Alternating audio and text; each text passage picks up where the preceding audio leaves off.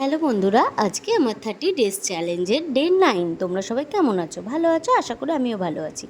তো তারপর চলে গেলাম সকালে রান্নার কিছু ব্যবস্থা করতে। কেন কি আজকে সানডে একটু চিকেন খাওয়ার ইচ্ছা ছিল, তাই চিকেনের দোকানে গিয়ে দেখছি খুব ভিড়, তাই আলু পেঁয়াজটা নিয়ে নিলাম, তারপর পরে চিকেনটা নিয়ে নিলাম। তো চিকেন নিয়ে এসে ঘরে চলে এলাম। ঘরে এসে তোমার মেয়েকে খেতে দিতে হবে, তো মেয়ে এখন একটু ডায়েট করছে, তাই কর্নফ্লেক্স ড্রাই ফ্রুটস দিয়ে খেয়ে নিল। আর আমার হাজব্যান্ড বলে আমি কিছু খাবো না, এই কেকগুলো কিনেছি, এগুলোকে তোমরা কী বলো? আমরা তো প্যাটিস বলি।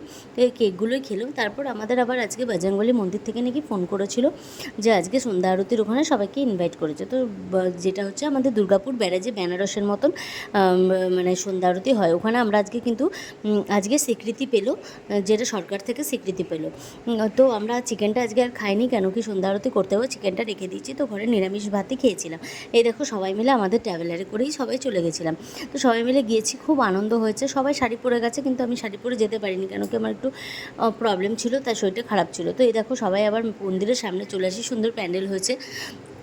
ও এখানে আসার পর এই দেখো সবাই বসে আছে সন্ধ্যা আরতির অপেক্ষা করছে। তো আমরাও চলে গেলাম, আমরা ওখানে গিয়ে বসলাম।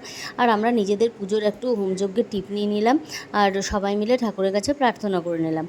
তারপর তোমার চলে গেলাম ওই মানে সিঁড়ির কাছে, দামোদর নদের কাছে। ওখানে গিয়ে আমরা সবাই হর হর মহাদেবের নামে কিছু যজ্ঞে আহুতি করলাম। করার পর সবাই সবার মতো ভিডিও করছে, ভিডিও কল করে দেখাচ্ছে যারা আসতে পারেনি, কেন এগুলো তো দেখা বিশাল ভাগ্যের দরকার।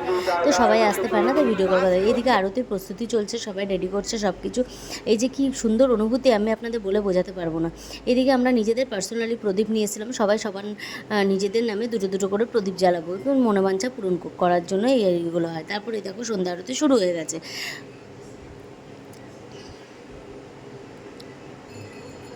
দেখো সন্ধ্যা আরতি শুরু হয়ে গেছে।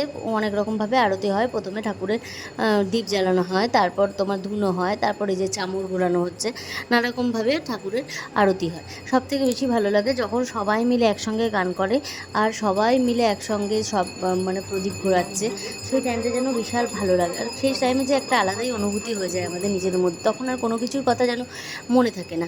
তো আমরা আজকে যে আসতে পেরেছি, দেখো হট করে মানুষ, ভগবান যদি ডাকে না, কেউ তাহলে মানে সেটা রোধ করতে পারে না। তো আমাদের আসার কোনো ঠিকই ছিল না, কিন্তু আজকে ঠাকুর চেয়েছিল যে আমরা এখানে আসি, তা আজকে আমরা এখানে চলে এসেছিলাম। আমাদের খুব ভালো লেগেছে। আমার মেয়ের কালকে পরীক্ষা আছে, তাও বলেছি না আমি আজকে যাবোই, যে করে হোক, একটুখানি টাইমে কিছু আসবে যাবে না। তারপর আমরা দেখো প্রত্যেকে দুটো দুটো করে সবার দ্বীপ নিয়ে নিয়েছিলাম। তো দ্বীপ নিয়ে সবাই সবার নিজের ইচ্ছা মতো দ্বীপগুলোকে জলের মধ্যে ভাসিয়ে দিয়েছিলাম।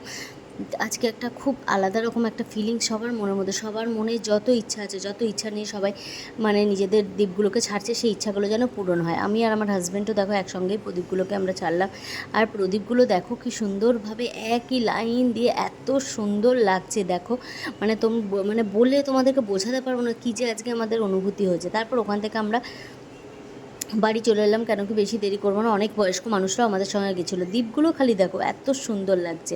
তো সবাই ভীষণ ভীষণ ফটো তুললাম, খুব আনন্দ করলাম। এটা হচ্ছে ব্যারেজে, আমাদের দুর্গাপুর ব্যারেজে প্রতিদিন সন্ধ্যা আরতি হয়, তোমরা সবাই চলে আসবে। এটা হচ্ছে ব্যারেজের মন্দির।